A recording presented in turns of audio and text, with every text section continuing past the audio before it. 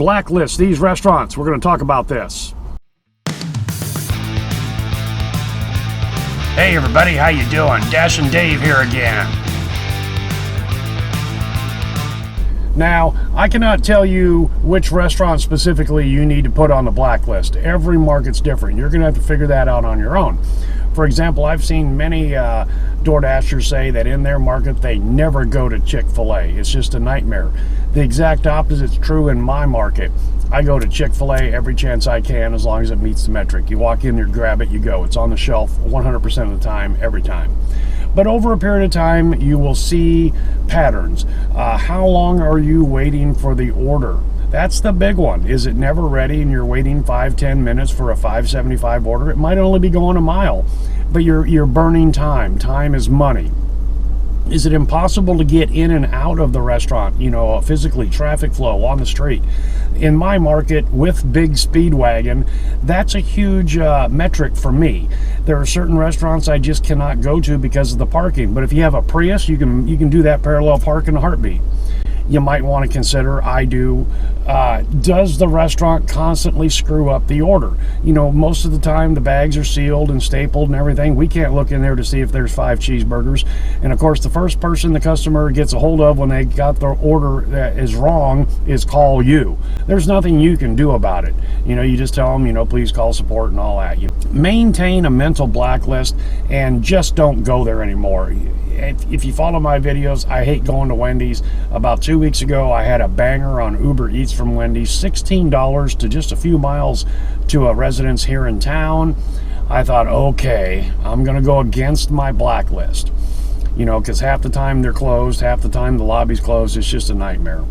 So I pull up to the drive-through speaker first, and 'cause there's no cars. It was like 9:30 in the morning. And I said, hey, I'm here for an Uber Eats pickup. They said, go ahead and come on in. The lobby's open. Okay, fine. So I pull around, go inside. She goes, are there any breakfast items on this order? And I'm thinking, well, can't you see the order? But anyway. So I pull it up, and it's all breakfast items. She goes, well, we're so shorthanded today at 9:30 in the morning that they're not making breakfast. They just jumped right to lunch. So I had to get a hold of the customer, get a hold of Uber Eats, and said, this delivery's not going down. I got sucked into that one with a high-paying job and ended up getting $4 out of the whole thing and 20 minutes worth of work talking to support, which I chose to do. I think more of us should do that. A lot of people just unassign it and then scoot. Then it gets kicked out in the cloud and somebody else has to deal with it. So anyway, there's 3 or 4 restaurants that I'm just not going to go to anymore. And that's the way it is. Don't get lured in with the higher paying offers and the short mileage, because at least with the Wendy's in my market, some of the customers have figured that out, that a lot of us are not going there anymore. So they bumped up the tip just a little bit in order to draw us in and get the orders delivered. Fine and dandy. I get that. I understand that from the customer point of view. The hassle is still not worth it. It's you got to weigh that on your own. And when you find a place over and over again that just lets you down, put them on the blacklist. Now, things do change, staffing issues, yada, yada, yada. If you saw my video recently here on how I rank the restaurants, if I had done that 2 months ago, it would have been a different ranking. Things change.